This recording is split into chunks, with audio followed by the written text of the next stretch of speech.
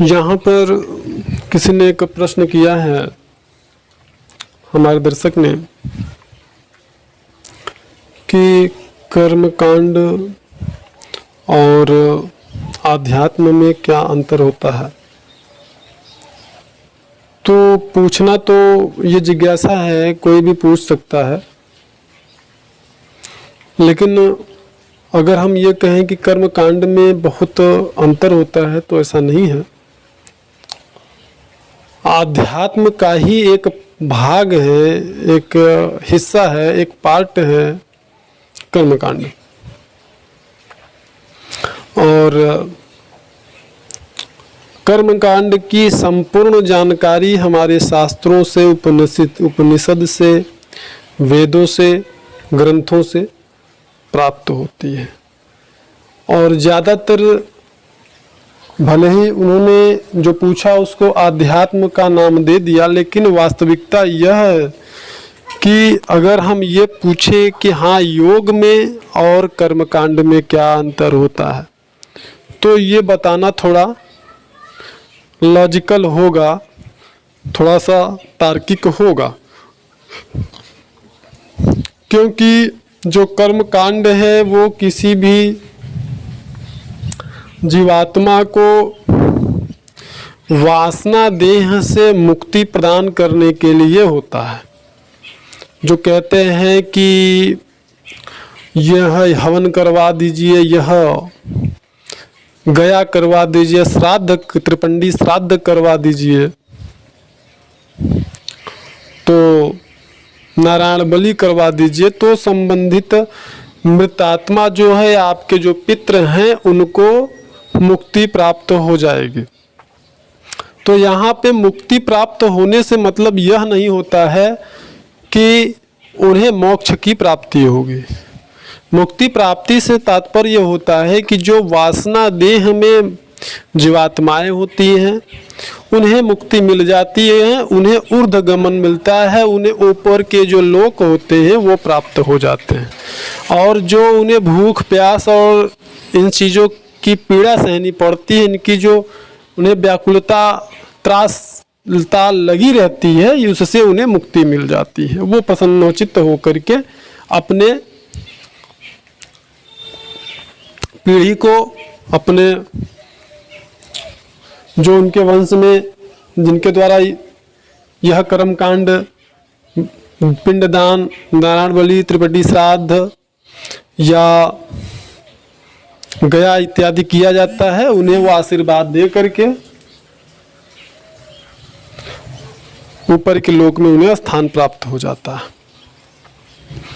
हर व्यक्ति मरणोपरांत अपने कर्मानुसार, ज़्यादातर यही संभावना होती है, जो कि जिसने कि आंतरिक विकास नहीं किया होता है, एक निश्चित मात्रा में जिसके पास पुण्य नहीं होते हैं, वह जो है मरणोपरांत जो है वासना देह में ही वह बहुत समय तक जो है रहता है।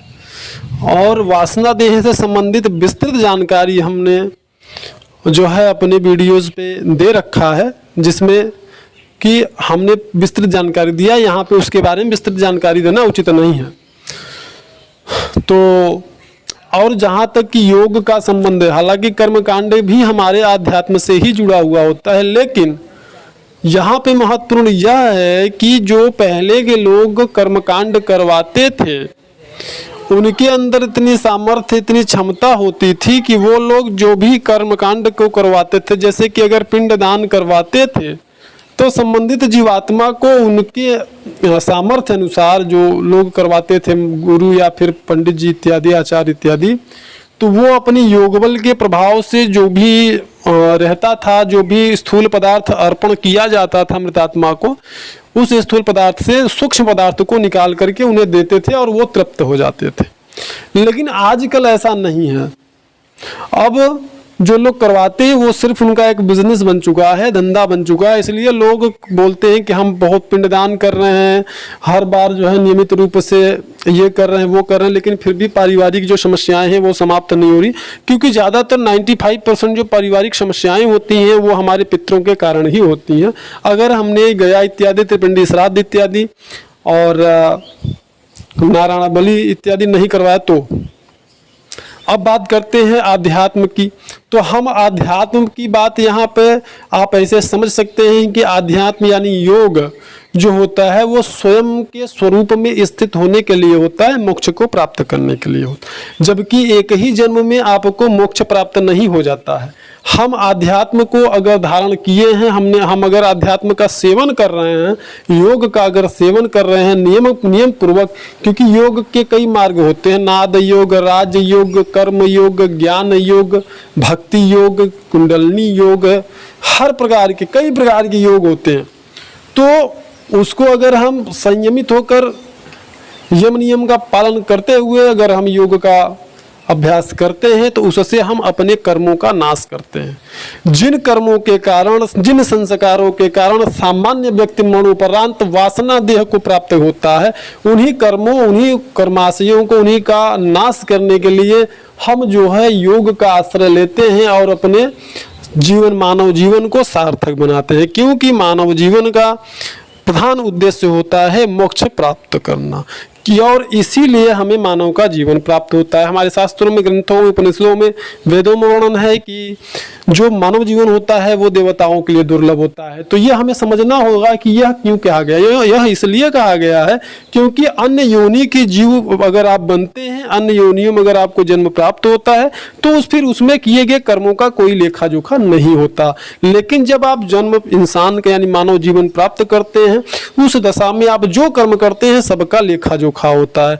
तो हमें अपने स्वरूप में स्थित होने के लिए, अपने आप ईश्वर की प्राप्ति के लिए ही मानव का जीवन प्राप्त होता है।